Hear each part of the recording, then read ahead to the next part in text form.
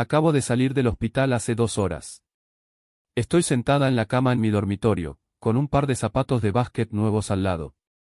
En oferta, talla 11.5, Nike. El pie izquierdo me queda perfecto, pero del lado derecho necesito meter 3 capas de calcetines gruesos de lana, solo para que apenas no se me resbale. Escribo esto no para que me tengas lástima, y tampoco pienso pedirte el contacto de la policía. El caso probablemente ya salió en las noticias locales. Si has estado siguiendo las noticias del estado en los últimos 2 meses, seguro viste los titulares sobre la matanza del campamento en Black Pine Woods. Todos mis amigos están muertos. Más allá de lo que digan los reportes de la policía, solo quiero contarte lo que pasó esa noche, desde mi perspectiva. Antes de contarte lo que pasó esa noche, primero tengo que explicarte qué tipo de persona soy en realidad. Menos. Si me conocieras por primera vez, probablemente no pensarías que me pasa algo. Puedo caminar, puedo trotar y subir y bajar escaleras como cualquier otra persona. Si yo no se lo digo activamente a la gente, nadie notaría ninguna diferencia entre mí y una persona normal. Pero desde que era niña, supe que mi cuerpo estaba peor que el de los demás en algunas cosas. No podía hacer deportes. No era que se me daba mal, sino que era completamente incapaz. La palabra torpe se me quedó pegada como si fuera una marca de un personaje, como un rasgo innato. Igual que mi ambliopía congénita, era algo que estaba destinado a no cambiar jamás. Nunca fui de comer quisquillosa, pero aún así seguía siendo flaca y débil, como si los nutrientes se me escaparan directo de la panza. Incluso caminando en piso plano, me tropezaba y me ponía morados por todos lados. Las clases de educación física en la primaria eran casi una ejecución pública para mí. Mientras los demás corrían por el patio como caballos desbocados, yo siempre me encogía en las sombras junto a las gradas. Intenté entrenarme, pero cada intento terminaba en fracaso. El comentario que todos los maestros escribían al final del semestre en mis boletines era siempre la misma línea exacta: tranquilo, pero muy creativo. Había un 50% de mentira en eso, y probablemente ya puedas adivinar cuál mitad era. Los adultos casi nunca le dicen directamente a un niño que es malo para encajar con el grupo.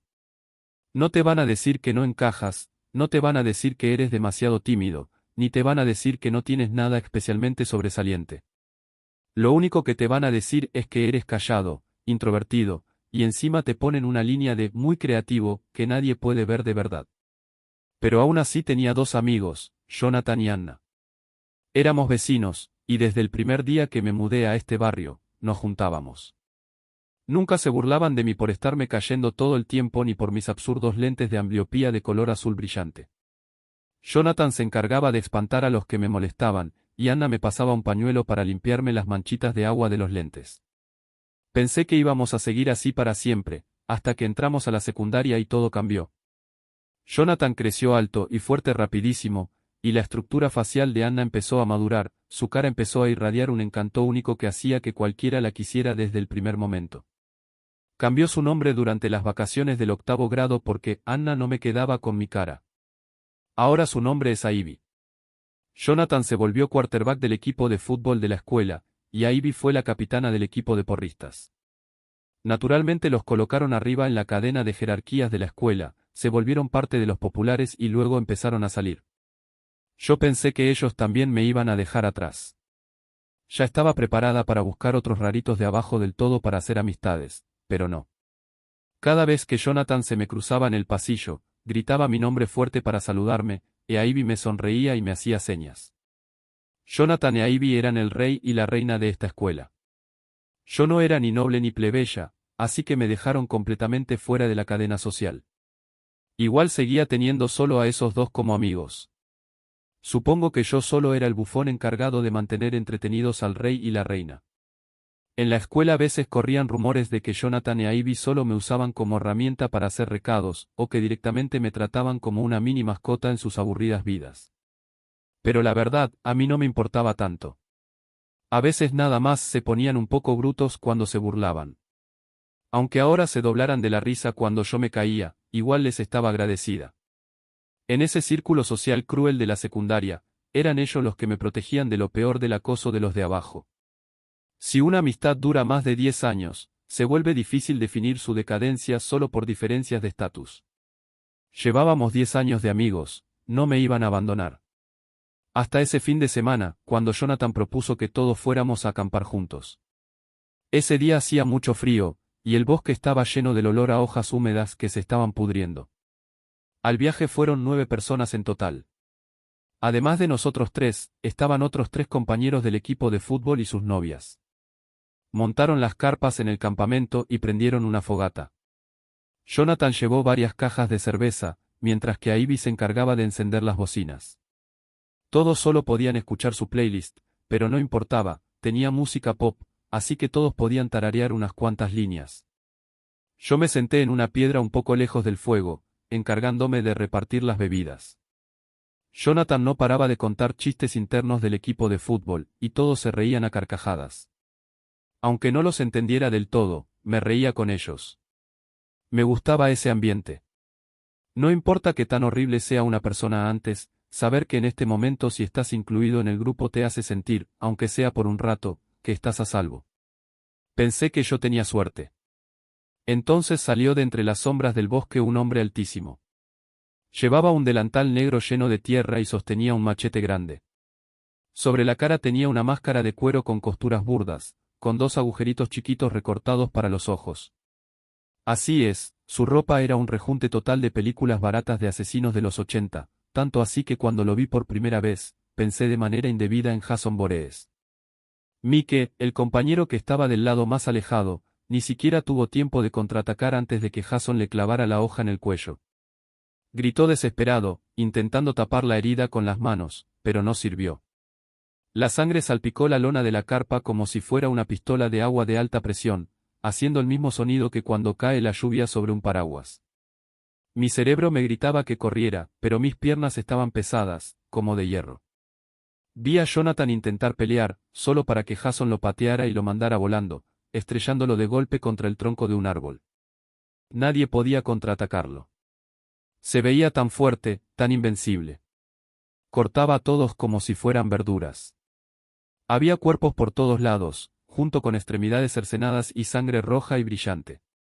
Cuando por fin pude mover los pies y retroceder temblando, justo como los personajes secundarios más tontos de las películas de terror, una rama me tropezó. Caí al lado de una carpa y se me cayeron los lentes al suelo. A través de la abertura en la cremallera de la carpa, vi una cara aterrada mirándome. Era Ivy. El maquillaje se le había arruinado por las lágrimas, o tal vez por el sudor. El delineador negro se le había corrido hasta hacerse una mancha grande, y se veía un poco absurdo. Me miraba con ojos suplicantes, negando con la cabeza, rogándome que no la delatara. Era la primera vez que Ivy me miraba así que me arrastré del suelo con todas mis fuerzas, gritando y chillando mientras corría en otra dirección, intentando llamar la atención del asesino. Pero él ni siquiera volteó, caminó directo hacia la carpa de Ivy. La desabrochó y se metió adentro. Se escuchó un grito breve, la voz estaba muy ronca y no sonaba nada como la de Ivy. Luego vino el golpe sordo y opaco de un arma filosa clavándose en la carne, y una figura esbelta se desplomó, el arco de sangre que salpicaba se veía clarísimo bajo la luz del fuego. Ahora, yo era la única que quedaba. Me dejé caer al suelo, con la espalda empapada de sudor frío. Él dejó la hoja manchada de sangre y se detuvo frente a mí, detrás de la máscara se escuchaba una respiración pesada y turbia. «Hey, héroe. Levántate, vamos a jugar un juego». Su voz estaba súper ronca, como si 2 pedazos de lija se rozaran. Yo temblaba por todo el cuerpo, y usé cada gota de fuerza solo para apoyarme contra una estaca de madera cerca y poder mantenerme firme.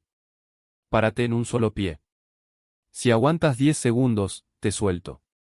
El ritmo de su voz subió de forma rara al final, como una nenita que había encontrado un juguete que le encantaba. 3, 2, 1. Empezó a contar. Respiré hondo y levanté despacio el pie izquierdo. Aunque me tambaleaba, hice lo mejor que pude por mantener el equilibrio. Él observó mi intento con muchísimo interés, y luego dijo, «Ahora cambia y párate en tu pie izquierdo». No. Siempre he sentido que hay cosas muy raras dentro del cuerpo humano. No te afectan la vida normal, así que casi nunca las notas y con el tiempo hasta se te olvida que existen. Hasta que un día alguien te amplifica esas fallas ocultas, y de pronto se vuelven la clave para decidir si vives o mueres. Ahí es cuando te das cuenta de cuánto no debiste haber ignorado. No podía aguantar de pie solo con el pie izquierdo. La pierna izquierda era normalmente débil y frágil. Aparte de mis papás, solo Jonathan y Ivy sabían de esto. No sé si este asesino actuó por impulso o algo así, pero estaba clarísimo que ahora me iba a morir por culpa de esa falla estúpida. De todos modos, tenía que intentar. Pero casi al instante en que mi pie derecho dejó el suelo, me invadió una sensación brutal de desequilibrio, el tobillo izquierdo me sentía como si fuera de plastilina tipo Play-Doh, completamente incapaz de soportar mi peso. Antes de que pasaran ni 2 segundos, me caí. Otra vez. Me incorporé atropelladamente, en pánico, para intentarlo de nuevo. Esta vez aguanté 4 segundos, pero el tobillo se torció de nuevo de manera antinatural, y me fui de lado directo hacia el hoyo de la fogata, quemando varios agujeros en mi ropa con las chispas. Otra vez. Intenté una y otra vez, cayendo una tras otra, mientras la tierra, la sangre y las lágrimas se mezclaban en mi cara. Sabía que ahora tenía que verme ridículamente tonta. El tobillo izquierdo ya estaba torcido, latiéndome con un dolor insoportable. Pero no me atreví a parar, porque ese machete enorme se estaba quedando suspendido justo encima de mi cabeza. Cuando caí otra vez, Jason soltó el machete y empezó a reírse. Dios. No puedo aguantar más, ¿cómo puede alguien ser tan torpe? Te dije que no podía. Una voz conocida salió de repente detrás de mí. Giré la cabeza, era Ivy. Estaba cubierta de manchas de sangre, pero ahí estaba, completamente bien. Inmediatamente después, se escuchó más risa desde las sombras alrededor. ¿Ves? Te lo dije. Este tipo ni siquiera aguanta 3 segundos, aunque le apunten con una navaja a la cabeza. Jonathan, que antes estaba tirado como si nada contra el árbol, se incorporó, se limpió la sangre falsa de la cara y se rió tan fuerte que apenas le salía el aire. Los otros amigos, muertos, también se levantaron del suelo uno tras otro, chocando palmas y celebrando. Jason Voorhees se quitó la máscara, no era Jason, era el primo de Jonathan, Andy. Esto era una broma planeada al detalle, dirigida solo a mí. La sangre era una mezcla de tinta roja y jarabe de maíz, el machete tenía una hoja retráctil, y esas extremidades cercenadas eran utilería de Halloween que compraron por unos cuantos decenas de dólares. El cielo estaba oscuro, y yo, metida en el terror, no había podido distinguir nada. Hicieron todo este esfuerzo solo para comprobar un chiste que Jonathan había hecho, incluso bajo la amenaza de muerte, yo no podría aguantar de pie en un solo pie más de 10 segundos. Le salió. Ivy me abrazó, dándome las gracias por no delatarla antes, aunque no se esperaba que yo ni siquiera me diera cuenta de que no era su voz. Para el efecto teatral, Andy se había ofrecido a hacer ese grito por ella. Jonathan me dio una palmada en el hombro. Oye, bro, ¿sabes cuál es la parte más increíble? ¿Cuál? Que todos pensamos que en una situación como esta, tú definitivamente ibas a sacar algún potencial escondido, como volverte súper malo de la noche a la mañana y tumbar al asesino de un solo puñetazo. Los músculos de su cara se movieron raro mientras se esforzaba por aguantar la risa. Resulta que sigues siendo exactamente lo mismo. La zona donde Jonathan me había palmado el hombro me latía con un dolor sordo. Me quedé ahí parada, escuchando mi propia voz salir de mi boca. En serio, es bastante gracioso. Jonathan abrió los brazos y empezó a hacer ruidos raros mientras agitaba las manos sin parar, imitando la postura que yo acababa de usar para tratar de balancear mi cuerpo. Ah, Dios, por favor no me mates, soy un perdedor enorme, ni siquiera puedo quedarme recto. Se veía tan tonto y ridículo que no pude evitar reírme yo también. Me senté en el suelo riéndome con ellos, de mi propia estupidez, mi torpeza y mi ridiculez. Mientras Jonathan se acercaba cada vez más a mí, de pronto sus movimientos se pusieron algo rígidos. Abrió mucho los ojos, y la risa en su garganta se convirtió en un sonido como de burbujas y gorgoteo, como saliendo desde muy adentro. Quería decir que actuaba demasiado bien, que ni yo mismo podría recrearlo así de perfecto, así que ya, paren, no se acerquen más. Hasta que vi un machete real atravesarle el pecho de lado a lado, sangre caliente goteando por la punta de la hoja, cayendo justo sobre la punta de mi zapato. Jonathan se desplomó pesadamente a mis pies, como si fuera un saco de papas. Detrás de él había un desconocido. Llevaba overoles grises limpios y una gorra vieja de vendedor de periódicos. Con lentes de armazón grueso, colocados sobre el puente de su nariz. Se veía súper normal, como un maestro de biología preparado para empezar una clase. Los niños de hoy ya no saben nada de buenos modales. Suspiró, y su mirada recorrió la cara de todos. 10, todavía quedan 9. Bueno, entonces. Esta vez ya no era una broma, porque Ivy empezó a gritar de verdad. Él no andaba persiguiendo a la gente con un machete como Andy. Le pateó a Jonathan a un lado, luego alzó la escopeta que traía en las manos y apuntó. Todo terminó rapidísimo. Yo estaba congelada al lado de Jonathan, viendo cómo pasaba. El campamento por fin quedó en silencio. Ya no quedó nada, salvo el crepitar de la fogata y el sonido de la sangre gorgoteando contra la tierra. Se agachó frente a mí. Me sorprendió que todavía pudiera notar que su ropa no estaba muy manchada con sangre, solo había unas cuantas gotitas diminutas salpicadas en los lentes. Párate en un solo pie. Me miró y habló con un tono extremadamente suave, casi como animándome. Tal vez porque yo estaba demasiado desesperada, o tal vez porque la broma de antes ya me había agotado todo el miedo, pero en este momento sí sentí una calma larga tiempo ausente. Le dije, no, no puedo. Ponte de pie. Solo el pie izquierdo. Me apoyé con las manos mientras me ponía de pie, tratando de levantar el pie derecho, pero mi cuerpo perdió el equilibrio otra vez. Me caí justo a sus pies. No puedo hacerlo, en serio que no puedo. Me quedé tendida en el suelo, enterrando la cara en la tierra. Incluso ahora puedo recordar ese olor a tierra mezclado con sangre, y la sensación de estar esperando a que él le disparara en la nuca con su pistola.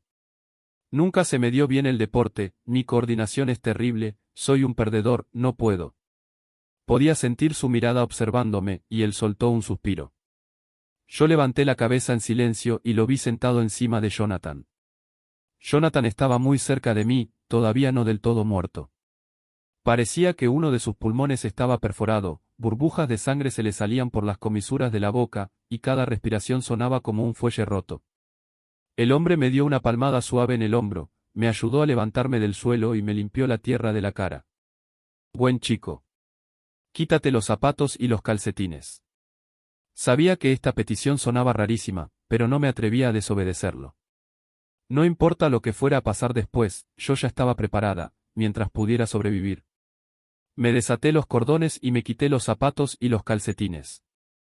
Extendió una mano con callos muy marcados y agarró mi tobillo izquierdo. Su mano estaba helada, como hielo. Empezó a retorcerme el tobillo con fuerza, en sentido horario y en sentido contrario. Ponte de pie, inténtalo otra vez. Su tono ya no era amable. Aguanté el dolor insoportable en el tobillo para volver a levantarme, pero me volví a caer otra vez. Aunque esta vez él me sostuvo, y luego me sentó en el suelo. Sé cuál es el problema. Señaló debajo de mi tobillo. Tienes una deformidad congénita en el astrágalo, y el ligamento medial de la articulación del tobillo está extremadamente flojo. Esto no es un problema de coordinación, es un defecto anatómico. La estructura de tu cuerpo te limita. Levantó la cabeza y me miró con una seriedad total. No es tu culpa. Pero no te preocupes, lo voy a arreglar. Esa fue la última frase que me dijo bajo la luz tenue de la fogata. Es todo lo que recuerdo. Menos. Cuando volví a despertar, ya estaba acostada en una habitación de hospital. Mucha gente caminaba de un lado a otro frente a mi cama, preguntándome cosas todo el tiempo y discutiendo por algo. Me dijeron que cuando la policía encontró el campamento, incluso 2 agentes vomitaron. La mayoría de las víctimas tenían extremidades faltantes en distintos grados, y las partes del cuerpo que faltaban no aparecieron en la escena, se especuló que él se las había llevado. Todos murieron y yo sobreviví. La enfermera me dijo que me mentalizara, y luego se retiró la manta que cubría la parte baja de mi cuerpo. Fue un milagro total. Cuando te encontramos en la escena, tu pierna izquierda de abajo ya estaba amputada. El doctor principal se quedó al lado de mi cama, hablando rápido y suave, haciendo que yo intentara escuchar lo que decía con mucha atención. No es de extrañar que no sintiera nada en mi pierna izquierda. Pero poder sobrevivir ya era suficiente suerte. Miré hacia abajo en mi cuerpo. La pierna derecha estaba completamente intacta, mientras que la izquierda. A unos 5 centímetros por arriba del hueso del tobillo, había un anillo espantoso de suturas morado oscuro. 2 piezas de carne estaban unidas a la fuerza por las puntadas, una décima parte de mi cuerpo se convirtió en Frankenstein. El pie de abajo de las suturas era 2 tallas completas más grande que mi pie derecho. El tono de su piel era como trigo, y se veía un callo bien marcado en el borde del dedo gordo del pie derecho, una marca que quedó de usar zapatos con clavos durante mucho tiempo. Ese era el pie de Jonathan. Le había cortado el pie izquierdo a Jonathan y se lo había cosido en mí. En realidad estábamos preparados para hacerte una segunda amputación, más alta, a un nivel superior. En un entorno de afuera, con 0 condiciones estériles, la tasa de infección y la reacción de rechazo para un trasplante de extremidad de un donante no compatible son casi de 100%, fatal en la mayoría de los casos. Pero por alguna razón. El doctor señaló el lugar donde yo estaba unida, parecía que en verdad quería estirarse y tocarlo. Te recuperaste excepcionalmente bien. Parece que tu sistema inmunológico aceptó completamente este pie. El doctor dijo que nunca había visto a alguien sobrevivir una cirugía de trasplante tan loca sin que quedaran efectos secundarios persistentes. Incluso me pidió que fuera voluntaria para su nuevo proyecto de investigación, pero yo me negué. Durante 2 meses completos estuve ocupada respondiendo preguntas de la policía, ¿cómo se veía? ¿Qué pasó ese día? ¿Por qué te perdonó? Y mi respuesta nunca cambió, muy ordinario. Una broma y una masacre. No sé. Claro, decidí decir la verdad, les conté cada pedazo de información que sabía. No sé por qué este caso siguió sin resolverse incluso después de que me recuperé del todo. Quizá gastaron el dinero de los contribuyentes en otra parte. De todos modos, después de terminar toda la terapia psicológica y el entrenamiento de rehabilitación, hoy completé mis trámites de alta. El psicólogo me sugirió que encontrara a alguien con quien hablar y que no guardara todo guardado dentro. Fui a la tienda, compré 2 botellas de leche y un par de tenis nuevos, luego me fui a casa y abrí mi computadora. ¡Tada! Y aquí estoy. Me recuperé muy bien, y me siento excelente. Aparte de que los 2 pies me quedaron completamente asimétricos de tamaño, lo que me obligó a comprar 2 pares de zapatos en tallas distintas, el pie de Jonathan la verdad está de lujo para usar. Es fuerte, poderoso y con buena elasticidad. Incluso siento que la sangre circula suave por esos 5 dedos gruesos. Por cierto, ya puedo pararme en un solo pie. Puedo quedarme así por mucho tiempo, y hasta puedo pararme con los ojos cerrados por más de 1 minuto. Buenas noches, Anna. Buenas noches, Jonathan. Que descansen en paz en el cielo. Y gracias, por todo.